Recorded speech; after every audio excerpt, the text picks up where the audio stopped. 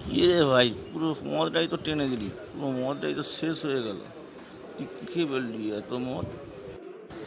আরে ও কিছু না, ওটা কিছুই আমি মনে করি না, আমি এমনই খাই।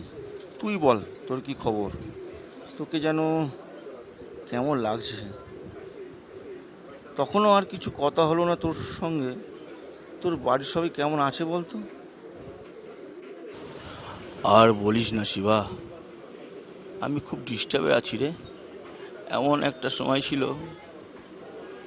আমাদের থাকার জায়গা ছিল না। আমার আর কি বলবো, তার মধ্যে বাবা অকালে চলে গেলেন। মা, ছোট ভাই বোন কে নিয়ে কার দরজায় গিয়ে ঠোকর খেয়েছি। আজ অনেক অনেক কষ্টের পর একটু জমি বাড়ি হয়েছিল, সেটাও মনে থাকবে না। কারণ আমার আমার ভাই অনেক দিনার দায় হয়ে বসে আছে রে। এখন মূল টার্গেট কি জানিস? এখন তাদের মূল টার্গেট হচ্ছে আমার জমি দলিল বন্ধক করে ওর ধার দেনা মেটানো। আমি ভেবে আর পারছি না রে, যে কি করব, আমি কি করব।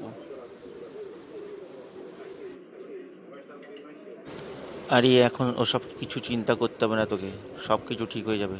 আমি আছি তো, মা তারার ওপর রিক্সা রাখ, ঠিক হয়ে